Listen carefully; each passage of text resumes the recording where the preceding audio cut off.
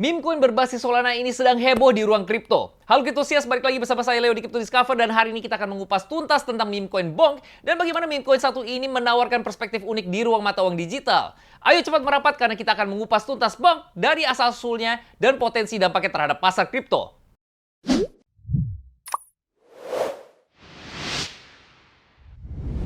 Bonk muncul di lanskap kripto selama market bearish yang berat di bulan Desember 2022. Di saat pasar sedang terpukul dari beberapa kejadian besar di ruang kripto, termasuk krisis Luna, Celsius, BlockFi, dan kasus FTX. Khususnya kedekatan Solana dengan FTX telah menyebabkan penurunan yang signifikan dengan nilai SOL anjlok sekitar 97% dari puncaknya.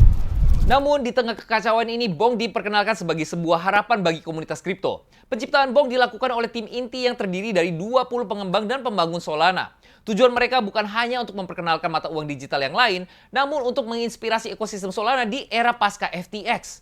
Para pengembang ini membayangkan sebuah meme coin yang akan melampaui batas-batas umum mata uang digital, mengintegrasikan dirinya dengan mulus ke dalam berbagai aspek dunia digital. Bonk awalnya mulai debutnya dengan membagikan airdrop gratis pada Natal 2022, menargetkan para pemegang Solana. Langkah ini tidak hanya murah hati, namun juga strategis membantu menyebarkan informasi tentang Bonk dengan cepat di komunitas Solana. Penerima airdrop mencakup berbagai pengguna di jaringan Solana, mulai dari penggemar DeFi hingga kolektor NFT, artis, dan juga pengembang. Pengembang Lamport DAO misalnya menerima sekitar 5% dari total pasokan token. Strategi distribusi ini sangat penting dalam menciptakan komunitas yang kuat di Bonk dari awal. Tapi apa yang membedakan Bonk di antara meme coin lainnya? Tidak seperti banyak meme coin yang sering dianggap aneh atau kurang utilitas, Bonk berhasil menentang stereotip tersebut. Koin ini terintegrasi dengan baik ke dalam ekosistem Solana DeFi, memungkinkan pemegangnya untuk terlibat dalam berbagai aktivitas keuangan terdesentralisasi.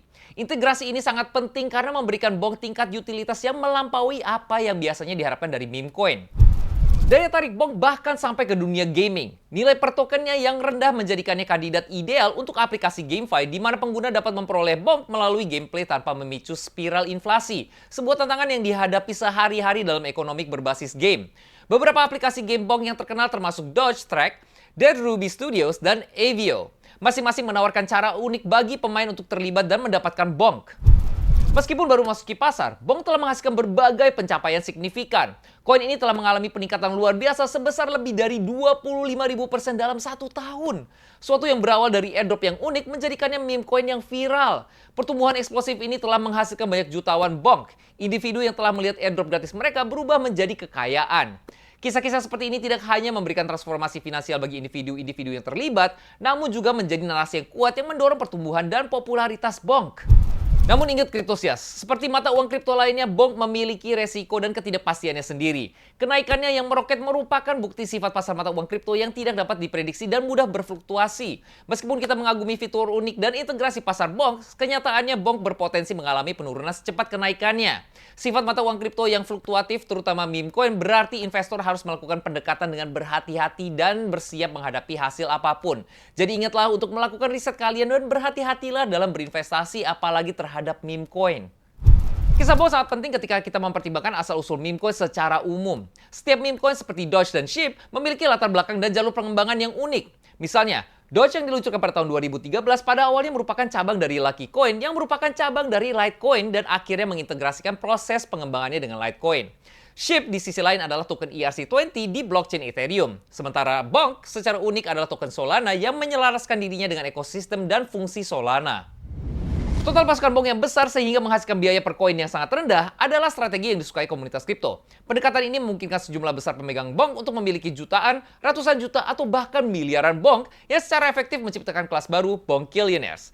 Fenomena kepemilikan aset digital dalam jumlah besar meskipun nilai individunya rendah diterima oleh para kriptosias yang lebih banyak menjadikan Bonk mudah diakses dan menarik bagi banyak investor.